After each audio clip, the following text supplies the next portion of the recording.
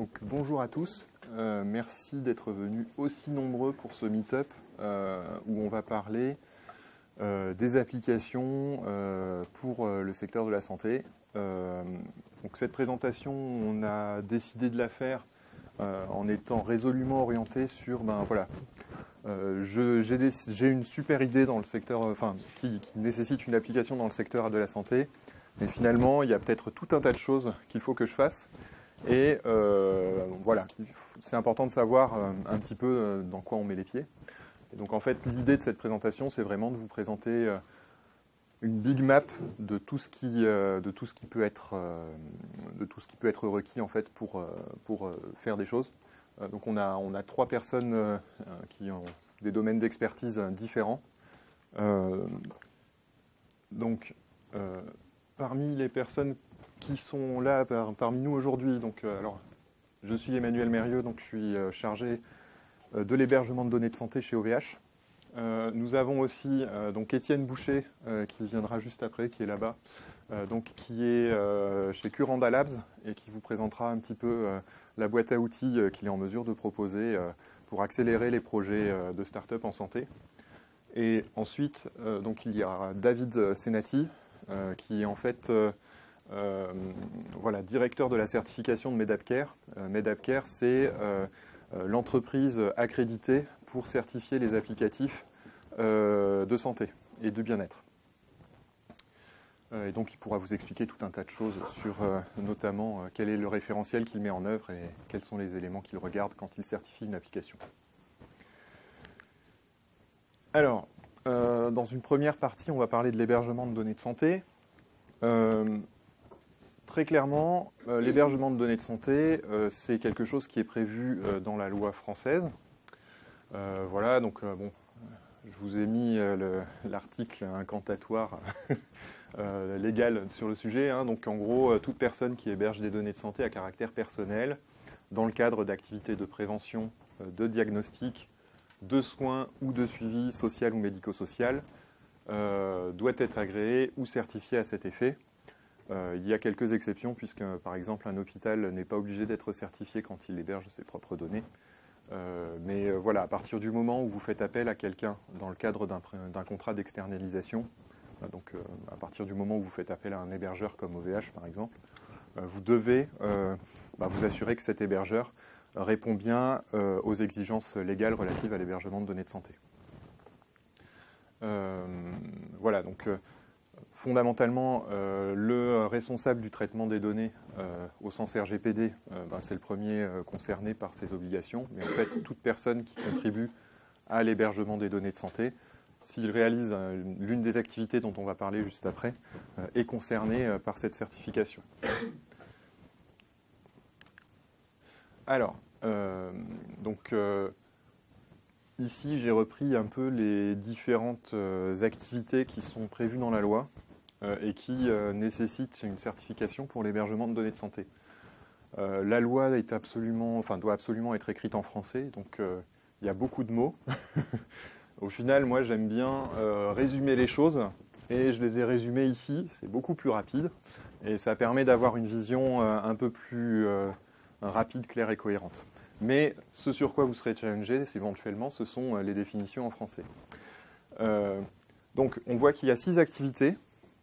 Il y en a les 2 premières qui sont relatives véritablement à de l'hébergement physique. Et puis ensuite, les 4 suivantes qui commencent à rentrer dans les couches logicielles, tout simplement. Sur ces 6 activités-là, il y en a une qui est un peu particulière aujourd'hui, qui est la numéro 5, donc l'administration et l'exploitation du système d'information contenant des données de santé. Pourquoi elle est un peu particulière? Parce que l'agence qui a défini le référentiel et qui a rédigé ce texte de loi, donc il y a à peu près 1 an, a expliqué il y a quelques semaines que finalement, l'activité 5, ils allaient la retirer des activités certifiables. Voilà, donc on est dans un entre-deux un petit peu, parce qu'au final, la loi, pour l'instant, elle n'a pas été modifiée. Donc si vous regardez c'est le Code de santé publique, article R1111-9, vous verrez bien cette activité-là. Par contre, si vous allez sur le site de la ZIP Santé, vous aurez parmi les premières news une information sur l'évolution de l'hébergement de données de santé, où ils expliquent bien que cette partie-là, ils vont se débrouiller autrement qu'avec la certification HDS. Donc ensuite, à aujourd'hui, ce que OVH fait et ce que OVH ne fait pas. En matière d'hébergement de données de santé, OVH traite à 100% les 3 premières activités. Donc tout ce qui est mise à disposition des machines, etc., mise à disposition de votre infrastructure as a service avec VMware, tout ça, on le traite à 100%, c'est-à-dire qu'effectivement, on vous installe les machines, on vous installe VMware dessus, on fait même le maintien en condition opérationnelle de VMware pour votre compte.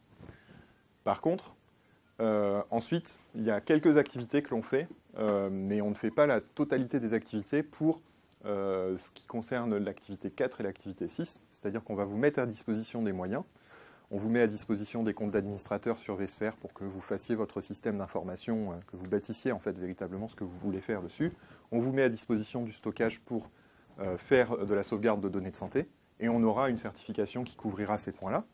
Par contre, il y a un certain nombre d'éléments techniques que l'on ne fait pas pour votre compte. Typiquement, l'un des éléments simples pour la sauvegarde des données de santé, nous, on est capable de vous mettre à disposition du stockage, du logiciel, etc. qui va bien, mais par contre, c'est à vous de l'opérer, c'est-à-dire que c'est vous qui choisissez les fréquences de sauvegarde, si vous faites des sauvegardes incrémentales ou des sauvegardes complètes, et surtout, c'est vous qui savez si les sauvegardes qui sont faites de cette manière-là, si elles sont consistantes ou pas, c'est à vous de vérifier ça, puisque nous, on ne sait pas en fait quelles sont les données que vous hébergez. Nous, on se borne à vous fournir une infrastructure.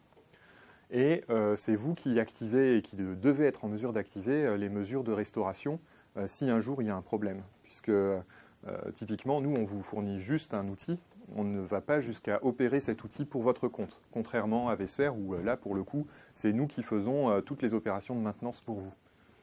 Voilà, donc ça, c'est un truc important. Et c'est pareil pour l'activité de mise à disposition et de maintien en condition opérationnelle des plateformes d'hébergement. C'est-à-dire que nous, on vous fournit donc l'outil vSphere, mais c'est à vous ensuite de décider quelles sont les machines virtuelles que vous installez dessus, que vous paramétrez véritablement combien de CPU elles ont besoin, combien de RAM, etc., combien de disques durs. Tout ça, c'est votre responsabilité. En fait, c'est votre métier surtout. C'est-à-dire que nous, on ne sait pas véritablement, finalement, ce que vous faites et ce que vous souhaitez faire des machines.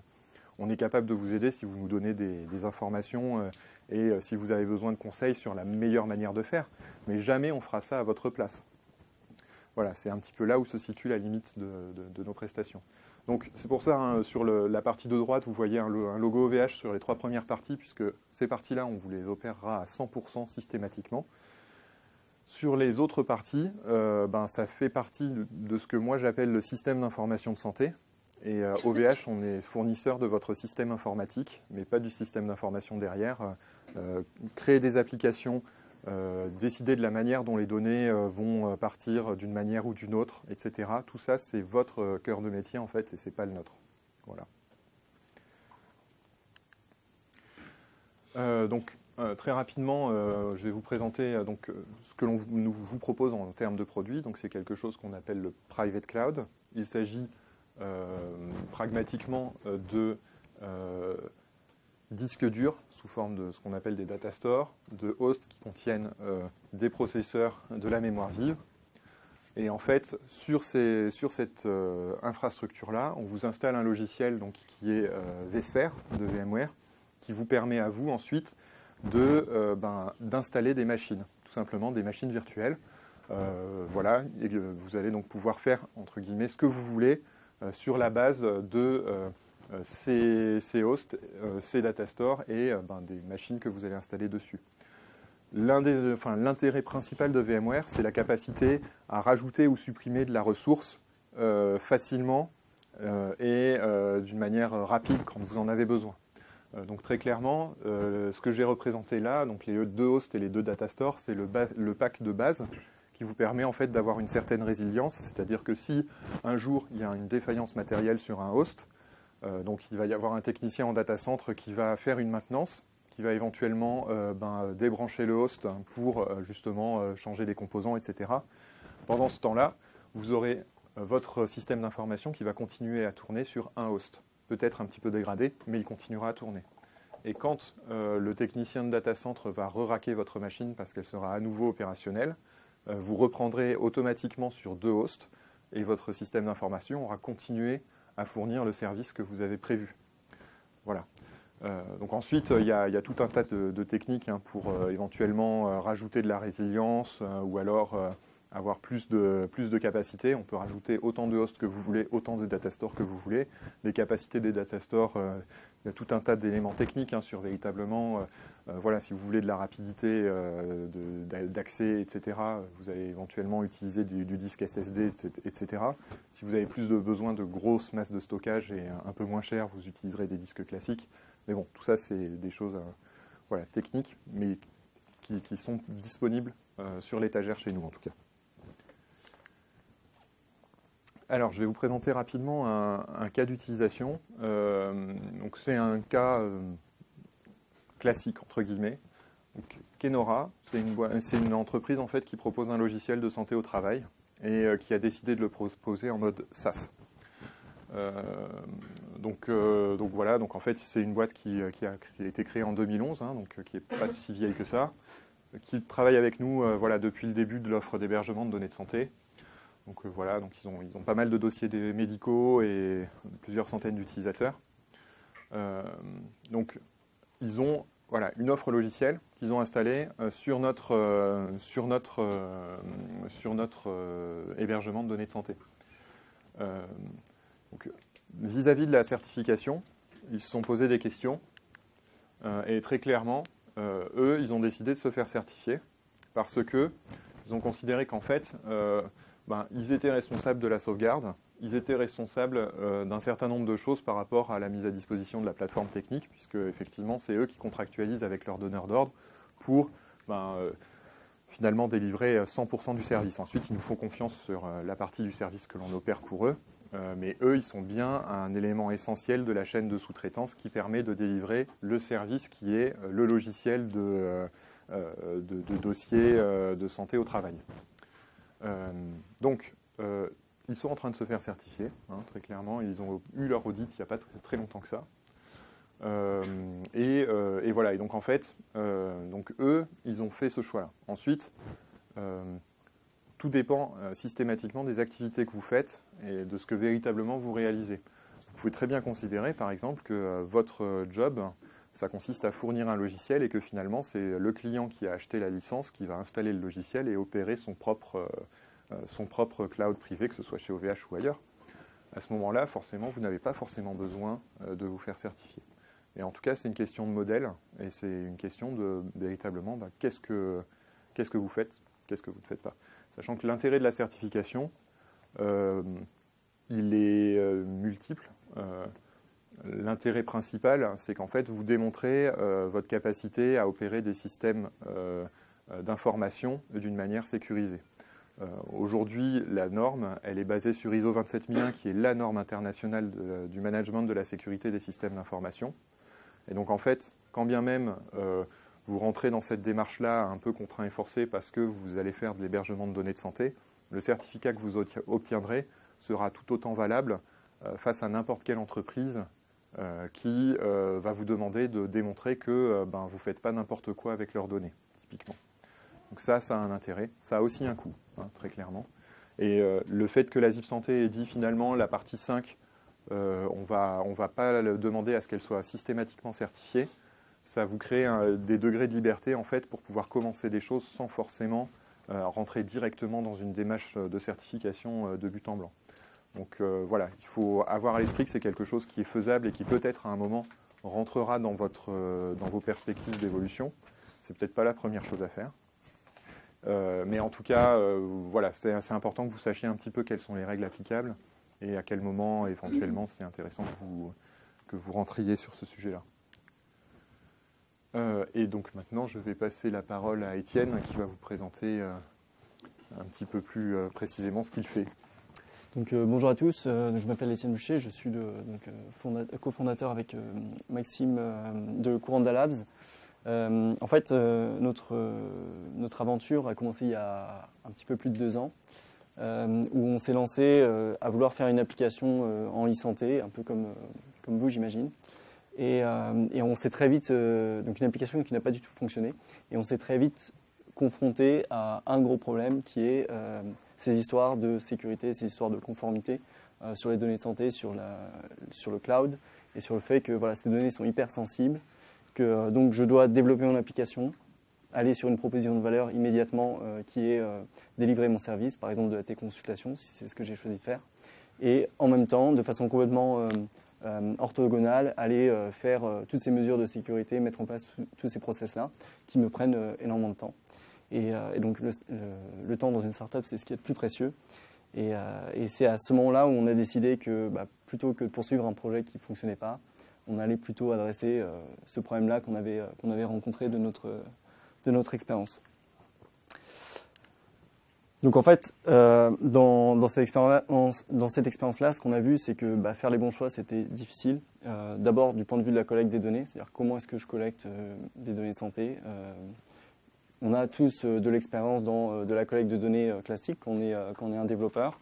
Les données de santé, il y a des process un peu spécifiques parce que ce sont des données qui sont sensibles. Il y a comment est-ce que je les structure. La santé, c'est un domaine très particulier. Il y a des attentes en termes de connaissances métiers, en termes d'expertise. Et il y a comment est-ce que je les sécurise une fois que je les ai collectées et structurées. Donc, ce qu'on entend, nous, par collecte, chez Couranda Labs, c'est tout ce qui est ce process-là où on a un device, donc ça peut être un iPad, ça peut être une application sur un téléphone, ça peut être un navigateur sur le web. On a un flux avec des données qui partent de cet iPad jusqu'au serveur et on a du stockage en bout.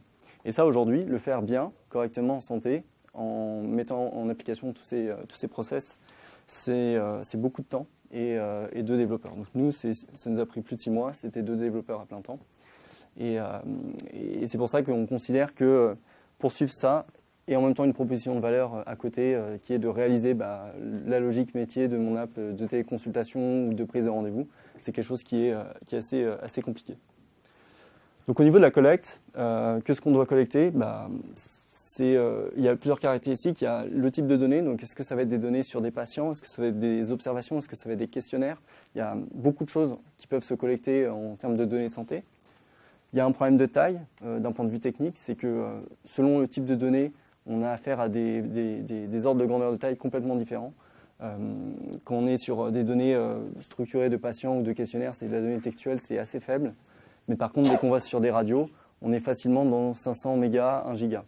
Et on a des ordres de grandeur beaucoup plus importants, par exemple dans tout ce qui est génomique, que je n'ai pas listé ici, mais où on atteint facilement plusieurs dizaines de gigas pour un séquençage de génome. Et puis on a le volume, tout ce qui va être fréquence, c'est-à-dire que si j'ai un objet connecté, je vais peut-être envoyer des données plus petites, mais très fréquemment. Alors que si j'ai de la vidéo consultation, par exemple, ça va être un stream vidéo, donc en continu, on va avoir beaucoup de données qui vont passer. Au niveau de la structuration, un des gros enjeux auxquels nous, on a été confrontés quand j'ai commencé ce projet dans la e-santé, c'est tout ce qui va être les normes, les standards. C'est-à-dire que souvent, le projet de la startup, c'est je développe mon service et ensuite je vais essayer d'aller le vendre à des hôpitaux, à des gens qui sont déjà dans l'écosystème de santé et en fait qui, eux, parlent des langages très spécifiques et qu'on n'a pas forcément en tête au moment où on se lance en fait. Et souvent, en fait, c'est indispensable pour aller dealer avec un hôpital après coup, d'être capable d'échanger de l'information avec lui de façon interopérable. Donc tout ce qui est interopérabilité, standard d'interopérabilité, c'est des choses qu'on n'a pas conscience initialement, mais qui deviennent super importants à la fin. Donc là, j'en ai listé quelques-uns. Et on a en fait en interopérabilité deux domaines. Un domaine un peu technique qui est comment est-ce que je me représente que le nom d'un patient, il est à cet endroit-là dans la donnée. Et ça, c'est vraiment une interopérabilité technique. Donc on a le standard FHIR, par exemple, pour tout ce qui est données des patients, données des observations, données un peu métier de la santé. Et puis on a le standard aussi DICOM pour tout ce qui va être imagerie, par exemple.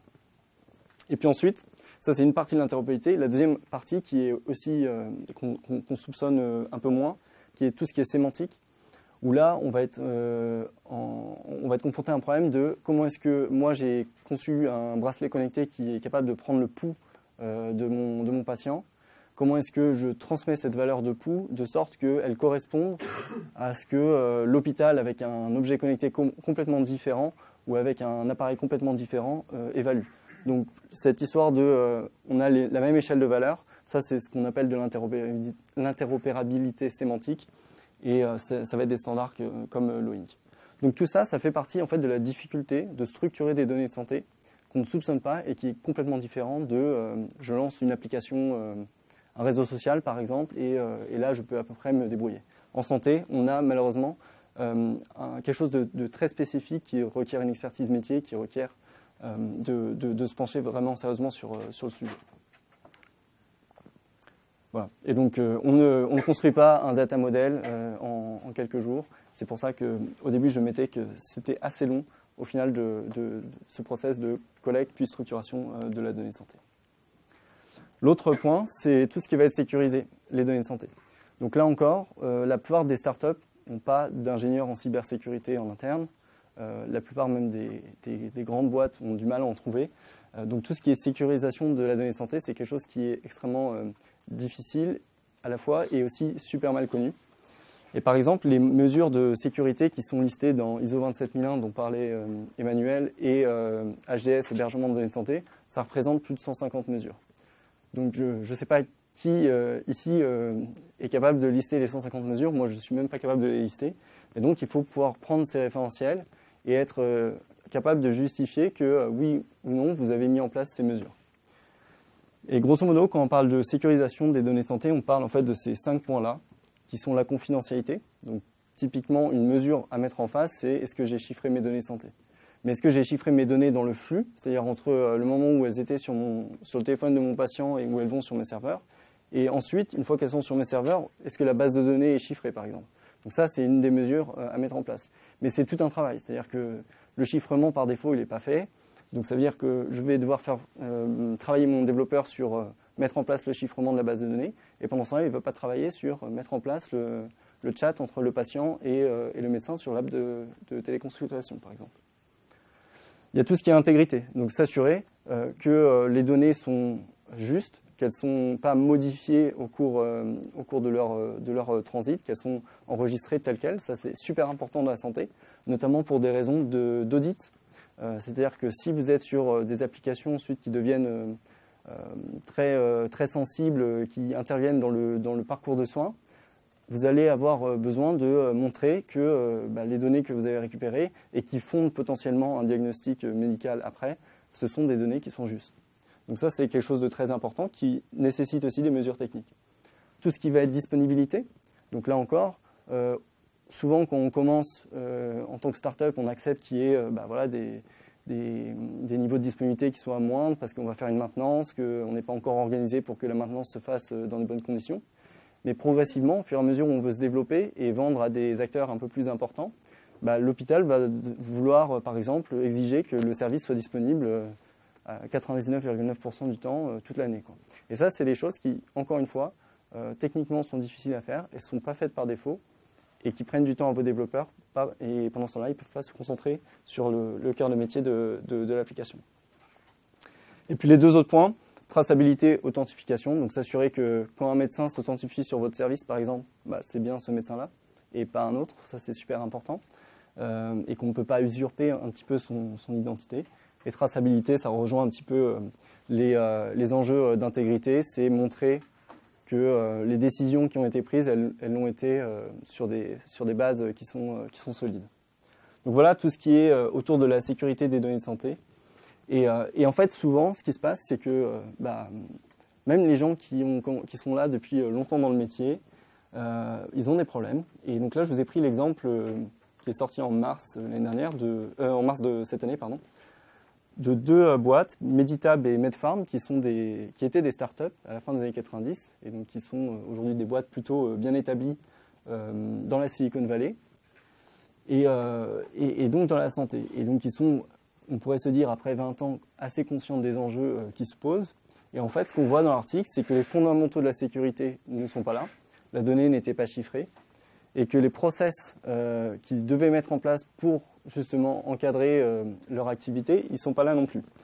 Donc ils n'étaient pas compliant avec la législation IPA, qui est en fait l'équivalent, on va dire, ou un mix du RGPD et de HDS pour les États-Unis.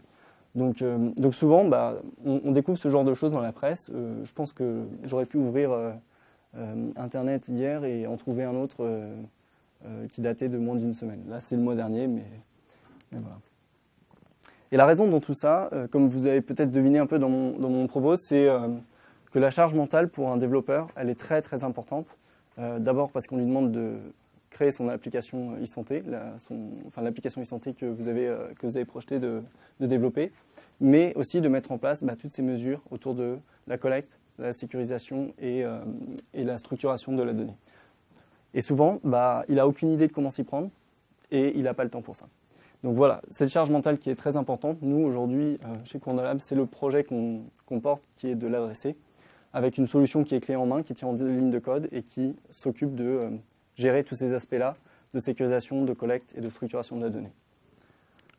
Donc concrètement, c'est une solution qui est pensée pour les développeurs avec une interface. Donc, c'est de lignes de code que vous mettez dans votre application. Vous allez pouvoir collecter et sécuriser les données santé. Ça s'intègre en quelques minutes. Il ne vous faut pas 6 mois pour le faire. Il vous faudrait 6 mois pour le développer vous-même. Et ça sécurise complètement votre business. Donc l'intégration dans votre application, les flux sont sécurisés. Les données de santé en fait, qui sont récoltées dans votre application, elles sont envoyées par API sur nos serveurs et elles ne transitent pas sur votre serveur. Et ensuite, on vous les expose avec une interface, un dashboard pour aller faire du data mining ou aller monitorer, regarder les métriques qui vous intéressent sur votre business. Et donc, pour terminer, un exemple en fait, d'un de nos clients qui a mis en place ça. Donc, Meaventi, c'est une société qui fait des prothèses mammaires sur mesure pour la rémission des femmes atteintes du cancer du sein. Et en fait, leur logiciel, c'est une application sur un iPad qui fait des scans en fait. Et ces scans-là, c'est de la donnée santé. C'est des scans de seins de femmes qui sont atteintes qui sont en traitement de cancéreux. Et donc, en fait, ces données santé partent via notre API directement sur nos serveurs, et donc sur nos serveurs ici, et donc ne transitent pas sur les serveurs de Meaventi. Les autres données, évidemment, qui ne sont pas des données santé, qui ne sont pas concernées par tout ce qu'on vient de se dire, elles peuvent complètement aller sur leur serveur. Et ensuite, Meaventi est capable de récupérer l'intégralité pour des traitements ultérieurs depuis le dashboard et depuis son interface. Donc voilà un petit peu notre proposition de valeur et comment en fait, lorsque vous lancez une application de e-santé, tous ces points de collecte, de structuration et de sécurisation de la donnée, voilà, maintenant vous les connaissez, vous savez quel est un peu le parcours. Moi je vous dis d'expérience, le parcours il est extrêmement long, donc voilà. Mais je serais ravi en tout cas après le meet-up d'adresser un peu toutes ces questions. Voilà. Et je laisse la parole à David. Bonjour à tous. Bonjour, donc David Senati. Donc je suis. Est-ce que vous voyez bien? Oui. Ok. Donc je suis le fondateur de Medapcare et également directeur de la certification. Alors Medapcare, je ne sais pas si certains d'entre vous connaissent, mais on est l'organisme certificateur de la santé connectée. Je vais être amené à vous présenter plus en détail. Me concernant, je suis pharmacien de formation. Et j'ai toujours été sur le sujet de la réglementation des applications mobiles et des services en e-santé hors dispositifs médicaux. Depuis ma thèse en pharmacie, depuis maintenant plus de 7 ans que j'ai créé Medapcare. J'ai également été expert à la Commission européenne pendant 2 ans sur ces sujets. Et donc c'est le sujet qu'on va aborder aujourd'hui. Vous savez tous qu'il y a beaucoup d'applications mobiles de santé. Alors je reprends un peu de hauteur par rapport aux enjeux techniques qui ont été très bien présentés par mes collègues. Il y a beaucoup d'applications mobiles de santé dans le monde. Les Français utilisent déjà des applications mobiles tous les jours au quotidien. Et vous aussi, en fait, peut-être même sans le savoir, mais vous le savez tous, vous avez tous le capteur de pas dans votre smartphone. Donc ça fait de toute manière principalement augmenter les chiffres de l'utilisation des applications d'activité physique qui sont les applications les plus utilisées. Nutrition, remboursement et sommeil sont les applications suivantes. On est en fait plutôt sur du bien-être aujourd'hui en termes d'utilisation par le grand public, bien évidemment, puisque les pathologies plus précises concernant moins de monde sont moins apparentes sur les différentes études. Ce que je voulais vous montrer, et c'est une étude qu'on a menée aussi avec Ipsos auprès de 1000 Français, c'est l'intérêt pour une certification du grand public.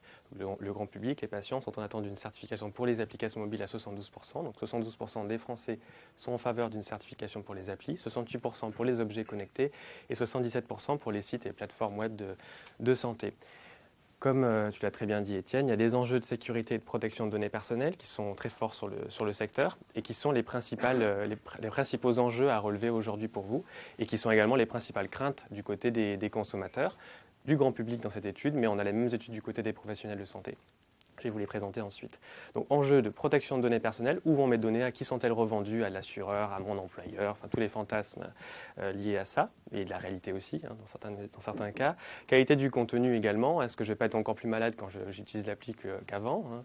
C'est des sujets qui reviennent régulièrement du côté du grand public et des enjeux de sécurité. En ce qui concerne les objets connectés, c'est des enjeux de fiabilité des capteurs qui posent problème.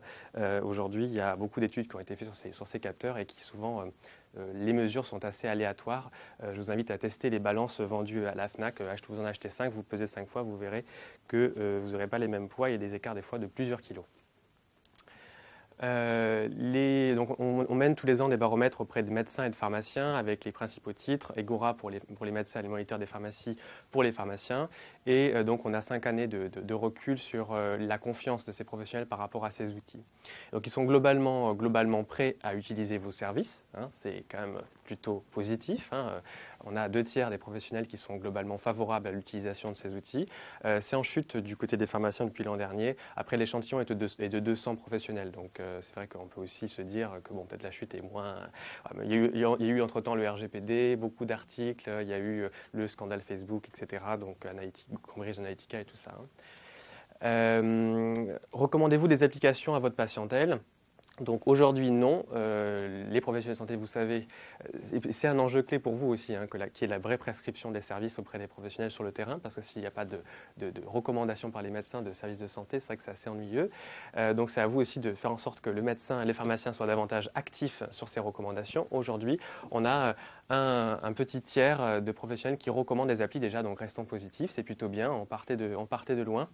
En tant que pharmacien, j'en sais quelque chose. Alors, pourquoi, quand ils ne le font pas, quelles en sont les raisons ? Ils ne savent pas lesquelles recommander, ils n'ont pas de demande de clients, ils sont assez attentistes, hein. Donc il faut les motiver. Il faut que votre modèle économique également prévoie ces aspects de motivation éventuellement. Voilà, ça ne fait pas partie de mes missions, je ne vois pas pourquoi je devrais le faire, je ne suis pas formé, etc. Donc il y a un gros enjeu d'acculturation des professionnels de santé aujourd'hui sur le secteur. Si on leur demande si les applications mobiles de santé étaient en revanche évaluées par un organisme indépendant, donc en l'occurrence Medapcare, les conseillerez-vous davantage ? Donc effectivement oui, largement. Du côté des pharmaciens et des médecins, on voit que ne se prononce pas est important aussi parce qu'ils ne connaissent pas tous Medapcare et les organismes de certification. Donc pour eux, ils se disent mais qu'est-ce que c'est que cette certification ? Donc il y a aussi un enjeu pour nous de connaissance.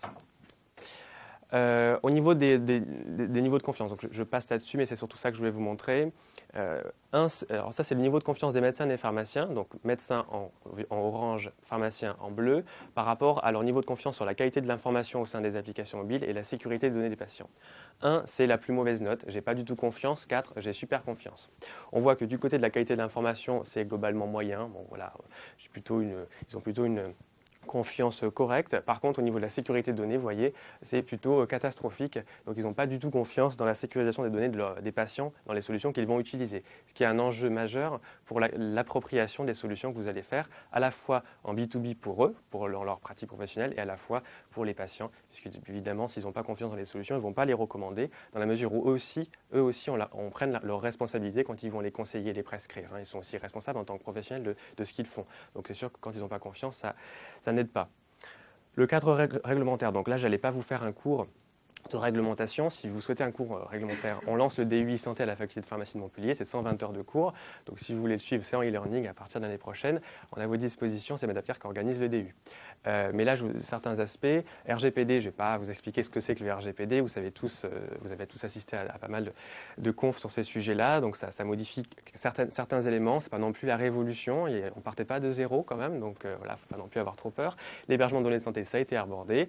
Les dispositifs médicaux, alors là je fais une petite parenthèse parenthèse sur ce sujet-là, Medapcar n'est pas l'organisme notifié pour les dispositifs médicaux. Donc, si vous venez me voir après pour la certification marquage CE de vos solutions, ce n'est pas nous. En France, c'est le GMED qui s'occupe de ça. Il y a un seul organisme en France. Vous pouvez néanmoins faire appel aux autres organismes européens parce que par reconnaissance mutuelle, ils peuvent également procéder à certification et vous aurez peut-être moins d'attente. Voilà, c'était pour la petite parenthèse. Dernier point, recommandation officielle de la Haute Autorité de Santé. Donc la Haute Autorité de Santé, vous avez en 2016 a publié des recommandations officielles pour la santé connectée. Donc un texte que je vous invite à consulter, qui est relativement bien vulgarisé avec des exemples, etc. Et ce sont ces recommandations officielles qui sont la base de notre certification. Donc on certifie sur la base des recommandations officielles de la Haute Autorité de Santé, qui abordent différents volets que je vais aborder juste ensuite. La certification, c'est un enjeu qui a été largement abordé par tous les institutionnels qui vous recommandent la certification, mais la certification par Medapcar n'est pas obligatoire, contrairement au marquage CE des produits de classe 2A, etc. Donc là, on est sur la certification volontaire, comme le label rouge sur les produits agroalimentaires. L'agriculteur n'est pas obligé d'être label rouge. Voilà. C'est vous qui faites un choix de stratégie de communication auprès de vos prescripteurs, de vos partenaires et de vos financeurs. Donc, on est l'organisme certificateur du mieux vivre connecté, accrédité par le COFRAC. Donc, c'est le logo que vous voyez en bas. C'est l'agence de l'État qui accrédite les organismes certificateurs. Voilà. Medapcar est le seul organisme accrédité en France et en Europe sur ce sujet. On procède à l'évaluation des applications mobiles et des sites web dans le domaine de la santé au sens large, donc santé, handicap, perte d'autonomie, santé animale. Alors, je ne sais pas si aujourd'hui il y a des gens qui bossent dans la santé animale, mais on est également sur ces sujets.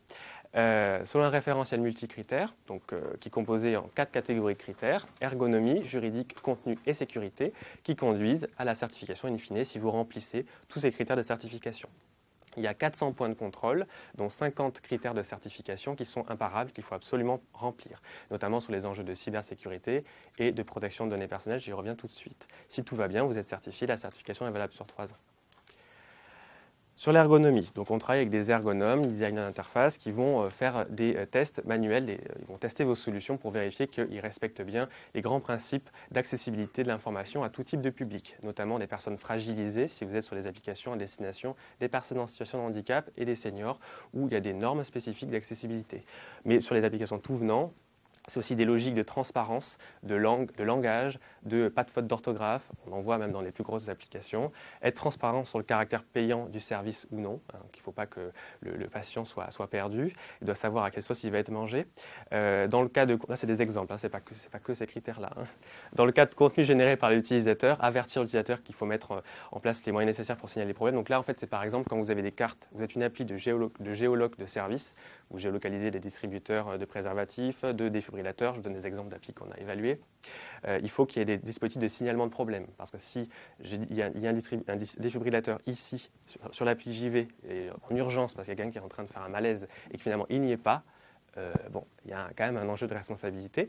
Donc il faut quand même que vous puissiez mettre en place un système de signalement et d'absence de dispositif et que vous puissiez interagir avec la carte. S'assurer du bon fonctionnement de l'application, ça paraît évident, mais chez des gros labos pharmaceutiques, on a eu le cas de l'application, la version Android qui ne s'allumait même pas, tout simplement parce que le labo n'était équipé que d'iOS au sein de la structure et qu'il n'avait jamais testé l'application et que le prestataire qui également avait développé n'avait pas testé. L'application ne s'allumait même pas, crachait à l'allumage en fait. Il était disponible sur les stores et ils en faisaient la pub dans les médias. Donc voilà, donc ça paraît pour vous peut-être évident que vous testez toutes les solutions, mais ce n'est pas le cas de tout le monde. Les enjeux juridiques, donc les enjeux RGPD, donc là on va faire une évaluation de la conformité RGPD, pareil que si vous faisiez appel à un cabinet d'avocats qui va vous auditer sur tous ces aspects. Donc là on travaille avec des avocats, notamment avec le cabinet FIDAL, qui est le premier cabinet d'avocats en France, en nombre d'avocats, où on va revoir toutes les CGU, toutes les mentions légales, politique de confidentialité, on passe tout au crible de cette nouvelle réglementation, je suis moi-même DPO. Protocole de contact, on doit obligatoirement pouvoir vous contacter dans un délai raisonnable en fonction des enjeux de l'application. Tous les enjeux de collecte de données, donc on doit minimiser la collecte, on doit informer l'utilisateur de ses droits, les opt-in éventuels, donc les consentements utilisateurs lorsqu'ils doivent être faits. Et quand il y a des transferts à des tiers, alors là, il faut l'accord exprès de l'utilisateur. Et puis surtout, si le tiers est à l'étranger, il y a des enjeux aussi, vous savez, des enjeux transfrontaliers avec les États-Unis et autres, des choses à remplir, contractuelles ou opt-in, etc. Des choses à mettre en place. Voilà. Et les CGV, si vous vendez des choses au sein de votre application, il faut qu'il y ait des CGV, il faut qu'il y ait un délai de rétractation, il faut qu'il y ait un délai de livraison si vous faites des livraisons. Ce n'est pas parce que vous êtes une application de santé que vous n'êtes pas également, vous n'êtes pas censé ignorer la loi, vous devez respecter aussi le code de la consommation, et pas que le code de la santé publique dans la vie. La sécurité aussi. Donc là, il y a des forts enjeux et ça a été largement dit, donc je ne vais pas forcément remettre un petit coup de pression, mais effectivement, dès qu'on évalue des applis, ça ne va jamais. Il y a toujours des enjeux, des failles de sécurité plus ou moins importantes, y compris dans les sites institutionnels de l'État, y compris dans les labos pharmaceutiques, y compris chez les assureurs. On a toujours des grosses surprises. Tout simplement parce que tout le monde a la tête dans le guidon. Ce n'est pas parce que nous, on est méchants. C'est parce que les gens ont tous la tête dans le guidon. On a tous plein de choses à faire. On est débordés. Et des fois, on loupe quelque chose. C'est humain. Et donc, on est là aussi pour montrer qu'il y a des petits trous dans la raquette qu'il faut corriger rapidement. Sinon, ça peut avoir des graves incidences. Donc là, je vous ai donné quelques exemples. Une déconnexion automatique après une période d'inactivité. Alors ça, c'est plutôt chiant parce que ça vous oblige à ce que vos clients se reloguent sur le service. Il faut re-rentrer le mot de passe, etc. Mais c'est des mesures de sécurité basiques. Donc là, quand on procède à l'évaluation de sécurité, c'est l'hygiène de sécurité. On ne va pas chercher à faire le super hacker de la nuit qui va passer 3 jours à hacker le service. On est sur des niveaux simples. Donc on bosse avec des hackers, entre guillemets, donc des cyber-experts, qui font des tests d'intrusion. On fait des vrais tests d'intrusion, mais on va sur un niveau simple. Et déjà, sur les niveaux simples, on arrive à plier quasiment tout le monde. C'est vrai que c'est pour ça que c'est important de vraiment prendre en considération ces aspects et que c'est ravi que vous soyez aussi nombreux aujourd'hui pour effectivement prendre en compte dès la conception tous ces sujets, la privacy by design, mais aussi la sécurité by design, qui est vraiment un enjeu important. Sécurité humaine. Donc évidemment, si vous êtes un dispositif médical, vous devez avoir déjà fait tous vos process réglementaires obligatoires avant de venir nous voir. Parce que nous, on a une certification supplémentaire qui n'est pas obligatoire. Et puis, on ne s'adresse pas forcément qu'au DM. Au contraire, on est sur tout ce qui est non-dispositif médical. Si vous êtes un DM, vous pouvez quand même vous faire certifier par Medapcare, mais c'est en plus. Donc, déjà, vous avez suffisamment de travail sur le DM. Je ne vais pas vous en faire rajouter. Mais si vous faites appel à des professionnels de santé, par exemple, si vous êtes une plateforme de téléconseil, télémédecine, etc., on va veiller à ce que tous les professionnels de santé auxquels vous faites appel ont les bons diplômes, habilités par la réglementation en vigueur. Surtout s'il y a des interprétations humaines non automatisées de contenu. Il faut prévenir l'utilisateur à tout moment que vous ne vous substituez pas à un service proposé par un professionnel de santé. Il ne faut pas non plus que ça soit inconsciemment laissé penser. Et il faut mettre un service qui fonctionne correctement pour la population cible, qui soit adapté à cette population et que ce ne soit pas un truc inutilisable avec un nombre de clics horrible et au final personne ne va l'utiliser. Ça, je pense que vous en êtes conscient, mais ça fait partie des critères. Alors, évidemment, il n'y a pas que ça, c'est un extrait, il y a 400 points de contrôle. C'est pour vous donner les principales caractéristiques. Si vous voulez aller plus loin, vous savez que la CNIL a lancé un MOOC sur le RGPD, un MOOC gratuit et certifiant que vous pouvez faire. Ça prend 3-4 heures pour les plus performants. Vous pouvez le faire en plusieurs fois. Il y a une petite attestation. Voilà, pour ceux qui sont en stage de fin d'études ici, qui nous écoutent, c'est plutôt bien sur le CV. C'est gratuit, voilà, sur le RGPD. Et la Haute Autorité de Santé a publié les recommandations officielles que je vous ai citées, les 101 bonnes pratiques santé connectée. Vous les trouvez facilement sur Google et vous téléchargez le document qui, je pense, est une bonne base de travail pour vous. Si vous êtes à un niveau de cahier des charges aujourd'hui, il faut que vous preniez en compte tous ces aspects. Voilà, je vous remercie.